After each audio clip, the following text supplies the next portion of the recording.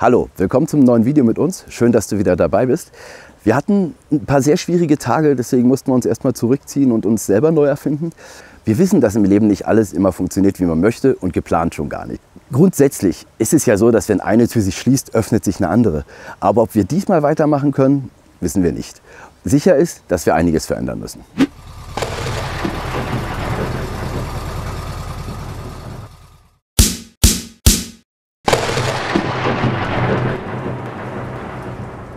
Für die, die uns noch nicht kennen, ich bin Alessandra. Und ich bin Björn. Wir haben in den letzten 3 Jahren ca. 100.000 Kilometer auf unseren Reisen zurückgelegt. Das ist mehr als 2-mal um die ganze Welt.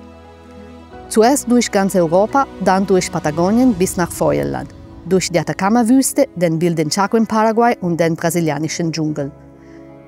Derzeit sind wir noch immer in Südamerika und bereisen diesen einzigartigen Kontinent. Ein Traum, für den wir viele Jahre gekämpft haben.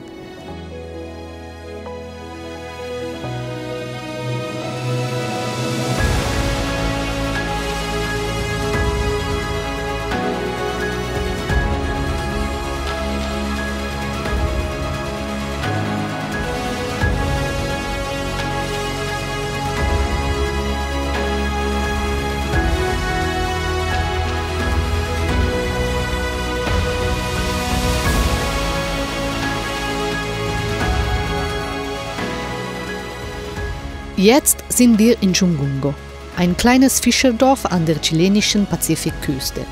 Im Sommer ist es ein touristischer Ort, aber jetzt ist es hier menschenleer.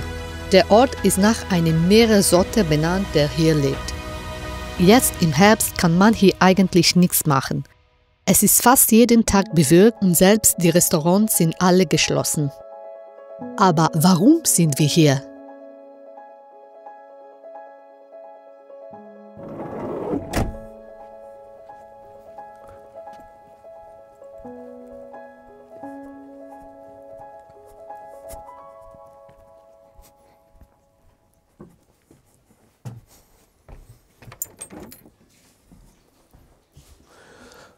Hey Babe, alles klar? Alles klar. Schön. Noch einen Kaffee. Ja, ich freue mich. Na, dann zeige ich euch jetzt mal in der Zeit die Hütte. Also eigentlich ist es ganz geil. Alles in Holz, man könnte fast sagen wie so eine Luxuslaube. Ja, ist ganz okay, also wir sind ganz zufrieden. Drinnen in dem Haus ist es echt ordentlich. Ja, Aussicht gibt es halt keine, ne? Also so, wir wussten nicht, dass wir hier mitten im völligen Mulk landen. So, haben wir hier unser Wohnzimmer, hier arbeiten wir. Und beim letzten Mal habt ihr ja schon gesehen, der Grund, warum ich mich so anhöre. Da steht ja der Hotpot des Grauens. Also nie wieder. Der heizt auch nicht richtig auf. Ist jetzt auch nicht meine Schuld. Wir haben es zwar falsch gemacht, aber der funktioniert halt einfach nicht. Also der Besitzer hat es danach nochmal probiert und der heizt einfach nicht auf. Also es geht nicht richtig. Man muss da total viel Holz reinschmeißen oder mit Luft nacharbeiten. Egal, ist mir auch wurscht. Aber egal. Sonst ist die Hütte so ganz cool. Hier Badezimmer, also alles eigentlich so komplett europäischer Standard. Aber wir haben niemals damit gerechnet, dass das so kalt ist. Wir haben hier nachts 15 Grad. Da denkst du erstmal, naja, nicht tragisch. Ja, die Hütte ist aber nicht isoliert. Das heißt, es wird richtig frisch. Wenn ich hier morgens arbeite und mich nicht bewege, dann ist es richtig kalt. Und das andere Ding ist, dass wir natürlich, naja, wie soll ich sagen, ich zeige euch das mal. Also draußen ist einfach nur, wir sind direkt in der Wüste. Also wenn wir auch rauskommen, sind wir im Sand. Und genau sieht es natürlich in der Hütte aus. Genau. Chungungo. Ihr habt es ja letztes Mal schon gesehen.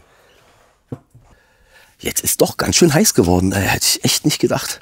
Das erste Mal, wir sind jetzt seit über einer Woche hier. Ich bin wirklich komplett erkältet, weil es einfach so kalt war. Und jetzt ist es so warm, dass ich es kaum in der Sonne aushalte. Egal, also ihr seht, wir sind mal wieder in einem Haus. Und die uns verfolgen, die kennen das. Wir müssen halt in bestimmten Abständen uns ein Haus mieten, damit wir halt einfach arbeiten können, um diese Reise hier zu finanzieren.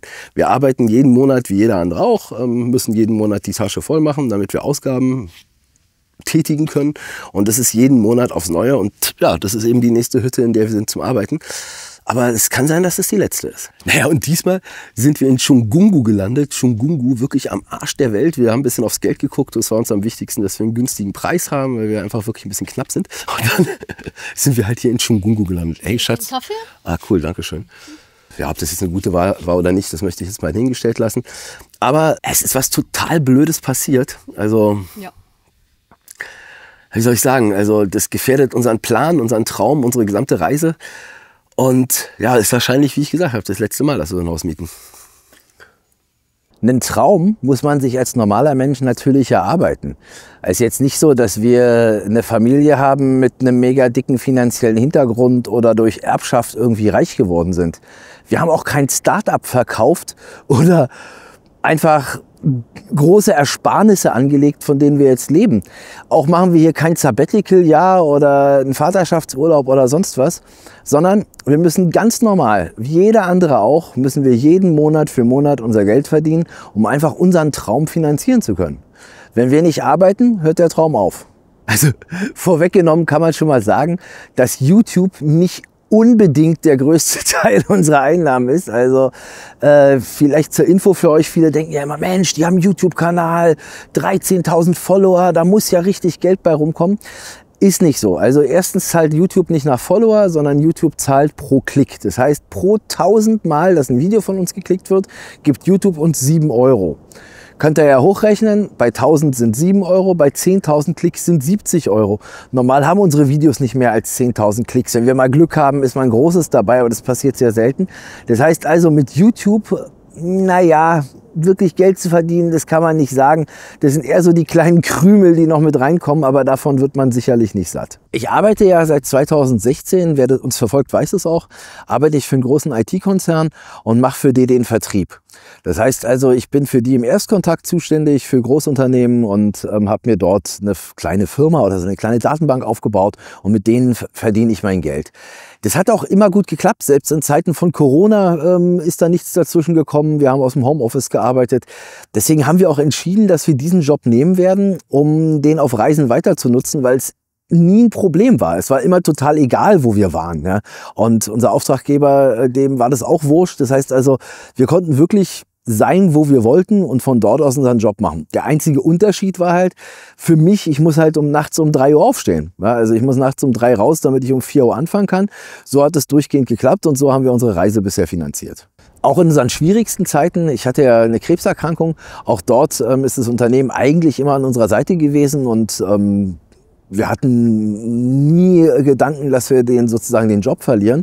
Also all die schönen Dinge, die ihr seht, geile Drohnenaufnahmen, eine hohe Qualität, dass wir die Chance haben, Equipment zu kaufen, um eben auch schöne Filme zu machen, das ist alles in dem Job begründet. Das schwierigste Jahr war sicherlich das Jahr 22. Wir sind ja da schon aus Deutschland weg, sind nach Italien. Ich habe dann im Mai erfahren, dass ich Krebs habe. Und im Juni haben wir geheiratet, eine wunderschöne Traumhochzeit in der Toskana gefeiert. Also typisch italienisch, ein absoluter Traum. Und trotz alledem war das für uns ein sehr einschneidendes Jahr und es hat sich für uns alles geändert, weil sich natürlich mit so einer Geschichte auch die Wünsche und Träume ändern. Wir wurden auf einmal vor den Arzt gestellt, dann hieß es, wollt ihr Kinder? Das müsst ihr heute entscheiden. Wenn ihr nicht heute entscheidet, dann gibt es eben in Zukunft keine Kinder mehr. Ein Grund, warum wir keine haben. Und natürlich, wenn man so eine Krankheit hat, dann denkt man nicht darüber nach, ob man bis 65 arbeitet und dann vielleicht danach noch 10 schöne Jahre hat. Das System kann mich auf gut Deutsch mal am Arsch lecken. Warum sollte ich das machen? Ja, ich habe ja nur das eine Leben und ob das jetzt bis 50, 60 geht oder auch bis 85, kann ich nicht sagen. Aber da ich das einschneidende Erlebnis hatte, ist für mich völlig klar, dass ich das machen möchte, was wir machen wollen. Und Alessandra und ich haben dann eben direkt nach der Hochzeit entschieden und mit der Operation, mit allem drum und dran, wir wollen reisen. Das Einzige, was uns wirklich Spaß macht, das Einzige, was uns wirklich das gibt, was uns erfüllt, unserem Herzen und was uns ein Lächeln ins Gesicht gibt, ist Reisen. Und dementsprechend haben wir entschlossen, dass wir reisen wollen. Außerdem ist Reisen das Einzige, was uns in den letzten Jahren mit Freude erfüllt hat. Die 4 Wochen im Jahr, die wir uns zusammen Urlaub nehmen konnten, was ja schon ein Geschenk ist, die meisten können das ja nicht mal. Aber die 4 Wochen waren das Einzige, auf was wir uns gefreut haben. Das Einzige, was wirklich unsere Herzen mit Liebe und mit Wärme erfüllt hat, ist Reisen. Und deswegen haben wir uns entschlossen, dass wir das machen wollen, dass das ist, was wir in unserem Leben umsetzen möchten. Heute stehen wir am Meer, am Pazifik, in Chile und wir haben es geschafft. War es einfach, unser Ziel zu erreichen? Mit Sicherheit nicht. Es war super schwer, es war ein Kampf und der Kampf geht heute weiter. Aber nichtsdestotrotz hatten wir immer Unterstützung von der Firma und dafür sind wir auch sehr dankbar. Und jetzt passiert das womit wir niemals gerechnet haben. Ja, obwohl wir eine schriftliche Zusage von unserem Auftraggeber hatten für ein weiteres Jahr, das wird mal jährlich abgeschlossen, weil ich das als Selbstständigkeit mache, kommt von einem Tag gestern auf den anderen die Absage. Also nein, wir brauchen sie nicht mehr, das Thema ist durch. Worst-Case-Szenario, für uns das Allerschlimmste, was passieren kann, weil wir sind in Südamerika. Das war eine selbstständige Tätigkeit. Es gibt kein Arbeitslosengeld. Ja, nicht die dicke Hängematte wie in Deutschland und sagen, hey komm, ich lehne mich da jetzt einfach zurück. Natürlich können wir hier einfach abbrechen und nach Hause gehen, aber erstmal fällt unsere Haupteinnahmequelle weg. Wir haben nichts mehr, gar nichts mehr von der Richtung zu erwarten. Und das natürlich für uns, ja, wie ich schon sagte, Worst-Case-Szenario. Und was sollen wir jetzt machen? Sollen wir deshalb aufhören zu reisen? Reise abbrechen? Ab nach Hause? Ab nach Deutschland? Was würdet ihr denn in der Situation machen? Also könnt ihr mal in die Kommentare schreiben, wie ihr denkt. Was wäre eure Lösung? Ja, wie würdet ihr denken, wenn ihr in so einer Situation steckt und wie würdet ihr weitermachen? Oder würdet ihr überhaupt weitermachen? Punkt ist, wir wollen weiterreisen. Für uns kommt ein Ende dieser Reise aus vielen Gründen überhaupt gar nicht in Frage. Es ist unmöglich. Ja? Punkt Nummer 1, einfach inakzeptabel. In unserem Herzen und in unseren Köpfen ist überhaupt nichts anderes vorgesehen. Und das ist einfach das, was wir wirklich wollen. Und wir können uns zurück in einen 9-to-5-Job, 24/7, wie auch immer, diesen ganzen Kram in Deutschland, einfach nicht im Ansatz mehr vorstellen. Zweitens, die Hunde sind mittlerweile 12 Jahre alt.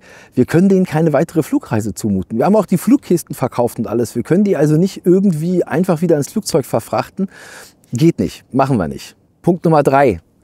Wir haben überhaupt gar kein Geld für die Verschiffung mehr. Also wir müssten unser Auto hier einfach stehen lassen und dann in der Hoffnung nach Deutschland gehen, irgendwie arbeiten und irgendwann wiederzukommen. Auch da wiederum das Problem der Hunde. Viertens. Wir würden, wenn wir nach Deutschland gehen, den Absprung erst wieder in Jahren schaffen. Wir können aber das Auto hier nicht Jahre stehen lassen. In Chile maximal 3 Monate, in Paraguay 3 Monate, in Argentinien vielleicht 8 Monate, wenn wir Glück haben. Und 5. Bei der jetzigen Kriegstreiberei in Deutschland, diesen ganzen Nachrichten, die dort stattfinden und was da gerade passiert, haben wir gar keine Lust auf Europa. Also ich bin ja an einem viel besseren Ort, ich bin ja in einer viel besseren Ausgangsposition. Warum sollte ich denn jetzt aktuell nach Deutschland zurückgehen? Also zur jetzigen Zeit unvorstellbar. Fazit ist, wir wollen reisen, wir wollen Filme machen und wir wollen euch auf diese Reise mitnehmen. Und außerdem wissen wir, dass total vielen von euch unsere Berichte gefallen. Wir sehen es immer wieder an den Kommentaren. Danke Leute, das ist der schönste Verdienst, den wir überhaupt nur kriegen können. Und es erfüllt uns mit so viel, wie soll ich sagen, mit so viel Freude und Dankbarkeit. Also Kommentare wie der zum Beispiel. Meine Lieben, herzlichen Glückwunsch zu diesem absolut professionellen Film. Der hätte genauso gut im TV laufen können. Hier stimmt einfach alles. Bildqualität, Musik und eure beiden tollen Erzählstimmen. All die tollen Bilder und Impressionen machen einen demütig und sprachlos. Nochmal herzlichen Glückwunsch zu dieser tollen Arbeit. Ihr beiden seid einfach nur toll. Oder der hier. Hallo ihr 4, was ein schönes Video. Geile Küstenlandschaft und schöne Bilder. Wie immer fühlt man sich mittendrin statt nur dabei.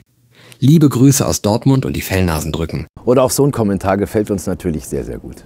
Was ein schöner Anfang. Ja, ihr werdet immer besser. Also ich bin ein mitwachsender Fan, der gespannt auf einen Reisebeitrag wartet. Und die Freude ist jedes Mal groß. Danke und alles Gute für die Weiterreise. Schon öfters beim Anschauen von eurem Beitrag steht man voller Appetit auf und sucht den Kühlschrank durch.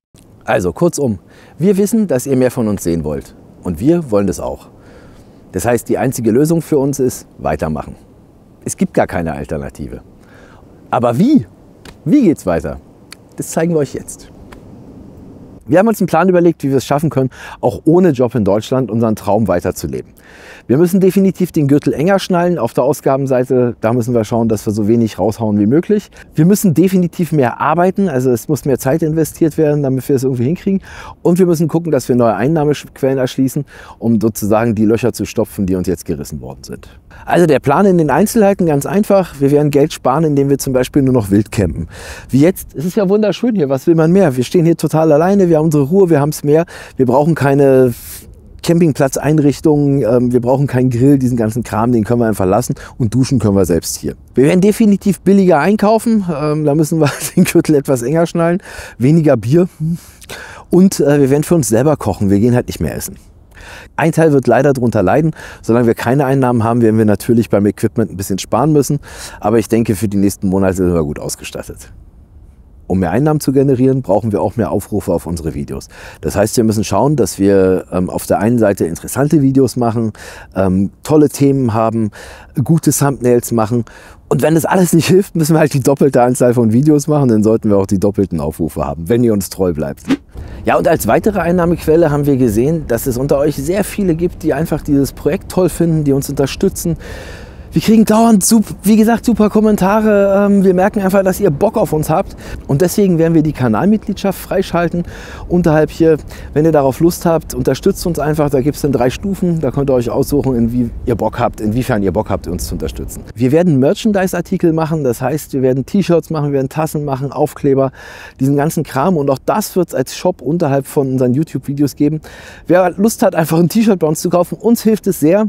Es wird Motive geben, wie mit einem VW-Bus, unser Logo, wie auch immer. Also da lassen wir uns was Schönes einfallen. Wir freuen uns natürlich, wenn ihr Lust habt, da ordentlich zuzugreifen.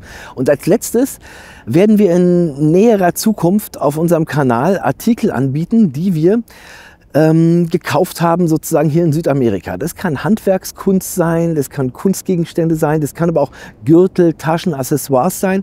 Wir haben hier schon sehr viel gesehen, was hier handwerklich hergestellt wird. Das sind ganz tolle Sachen und die es in der Qualität eigentlich in Europa nicht gibt. Und wir sehen da einen tollen Vorteil, weil wir eben vor Ort sind und Leute, die Lust haben auf Nachhaltigkeit und ja, einfach einen Artikel von hier zu haben, die sind dann da genau richtig. Die können auch unterhalb von dem Video dann eben diese Artikel kaufen. Aber das ist Zukunftsmusik, das wird kommen. Wir sind uns sicher, dass die Liebe zu unserem Traum, die Abenteuerlust, der Entdeckergeist, all das, was wir verkörpern, genug Leute begeistern wird, um uns zu unterstützen und einfach diese Reise fortzusetzen.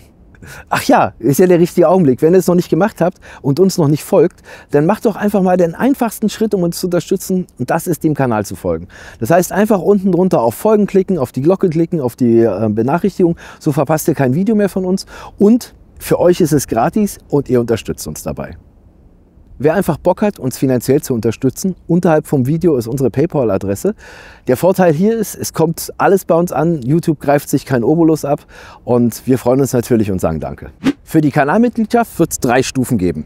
Und zwar zum einen, als allererstes natürlich die Bier- und Spritumlage. 4,99 €. Übrigens, wir haben uns die Preise nicht ausgedacht. 99, das ist... Ich hätte einfach 5 € gesagt und 10 und 25, aber egal. 4,99 € ist die Spritumlage. Und wir sagen schon mal Prost, danke für die Unterstützung. Und euer Vorteil ist, man sieht, dass ihr Mitglieder seid. Wir werden auf die Kommentare zuallererst antworten. Und ja, ihr unterstützt uns einfach bei unserer Reise. Stufe Nummer 2, der Mitfahrer. Und zwar werden wir Folgendes machen. Alle Vorteile der ersten Stufe sind natürlich mit drin, aber es gibt weitere. Großer Vorteil ist, wir werden eine Statusmeldung für die Mitglieder machen. Das heißt, es wird Fotos geben, es wird immer wieder Hinweise geben zu dem, was gerade passiert. Vielleicht auch politisch in dem Land, zu uns, was uns gerade passiert, etc. Bilder von den Hunden. Also Statusmeldung nur für Mitglieder. Und dann gibt es Stufe 3, den Beifahrer. Und der Beifahrer, das ist dann wirklich die Premium-Mitgliedschaft. Das heißt, wir machen morgendliche Status-Updates, wo wir einfach mal sagen, wo wir sind, Standort raushauen, ihr wirklich morgens aktuell live sehen könnt, was gerade bei uns abgeht. Und es wird eine Chatgruppe geben, nur für Mitglieder, also nur für Premium-Mitglieder. Das heißt, dort werden wir jeden unserer Standorte, überall wo wir waren, mit Koordinaten, mit Bildern hinterlegen. Das heißt, wer Bock hat und wer gesehen hat, was wir hier machen und euch gefällt es, da habt ihr eine tolle Möglichkeit, wirklich die Standorte zu sehen und auch zu wissen, gibt es da eine Wasserquelle, macht es Sinn, dahin zu fahren, etc. pp.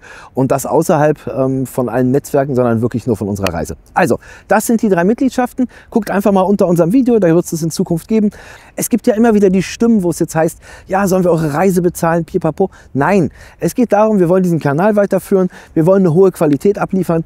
Wer das achtet und wer sagt, Mensch, ihr macht es wirklich anders als andere, was ihr macht, ist toll, das ist einzigartig, dann ist natürlich, freuen wir uns sehr über eine Mitgliedschaft. Und wenn ihr nur uns liked und einfach nur uns folgt, dann hilft uns das ja genauso und es wird unseren Content auch weiterhin umsonst geben. So, das dazu. Wir sagen schon mal Danke. Ja, außerdem haben wir uns gedacht, dass mit unserer Art zu filmen und der Art, unsere Filme zu machen, mit der Musik, mit dem Schnitt, mit allem drum und dran, wir auch sicherlich Chancen haben, Werbefilme für Hotels zu machen, für Campingplätze, alles, was so ein bisschen mit Tourismus zu tun hat, wo wir einfach sagen, okay, mit einem geilen Drohnenflug, mit richtigen cineastischen Bildern, mit einer guten Untermalung, mit guter Stimme, das ja auch noch zweisprachig oder gar dreisprachig. Also da sehen wir definitiv noch eine weitere Möglichkeit für uns Geld zu verdienen. Das muss man allerdings erst ausbauen. Und was wir auch noch machen wollen in Zukunft, das halten wir für absolut sinnvoll. Wir können ja Hochzeiten verfilmen. Also gerade das, wo es auf Gefühle und Emotionen ankommt, ist ja das, was wir ganz gut umsetzen können. Das heißt, da kriegen wir das sicherlich hin, eine schöne Erinnerung zu erzeugen für jemanden, ja, oder für ein Pärchen, was dann eben wirklich nicht nur seine Filme, seine Fotos hat, Fotos haben ja alle, sondern einen richtig schönen Hochzeitsfilm, und zwar nicht von einem Handy gefilmt, wo dann einfach nur reingehalten wurde in die Menge, sondern wirklich als Film, als richtiger Film, den man sich gerne mal so eine Stunde lang anguckt. Also falls ihr jemanden wisst oder irgendjemanden kennt in Südamerika, der ein Hotel hat, Campingplatz oder irgendetwas bewerben möchte, dann könnt ihr gerne mal auf uns zukommen. Wir freuen uns darüber. Unten in der Videobeschreibung sind unsere Kontaktdaten, contact@roadhousebus.com, und jeder von euch, der irgendwie eine Idee hat, bitte schreibt uns was, freuen wir uns drüber. Ach ja, und als letztes, falls ihr ein Jobangebot für mich habt, ich bin dafür voll offen. Also, ich mache ja seit etlichen Jahren Outbound-Marketing. Das heißt, ich mache den Erstkontakt am Telefon für Großunternehmen im Business-Sektor. Das heißt, ich rufe große Firmen an, spreche dann mit dem Entscheider und mache den Termin aus für ein anderes Unternehmen, was dort seine Produkte verkaufen möchte. Also falls ihr irgendwie da eine Idee habt, gerne ein Unternehmen aus Deutschland. Wir machen das ja auf die Ferne, dafür muss man ja nicht in Deutschland sein. Das kriegen wir ja sehr gut hin, auch von hier. Ebenfalls unten in der Videobeschreibung einfach mal contact@roadhousebus, Nachricht an uns, da freuen wir uns drüber. Und jetzt noch ein paar Sätze zum Abschluss. Wir haben von Anfang an gesagt, dass wir Qualität wollen. Wir wollen eine hohe Qualität abliefern und ja, vernünftigen Content machen. Wir wollen, dass Sound so klingt und nicht so. Weil so macht es keinen Spaß. Ja, wir wollen einfach jedes Mal euch ein Kompletterlebnis bieten. Wir wollen, dass es geile Musik gibt. Wir wollen, dass es Top-Bilder sind und eben Top-Sound.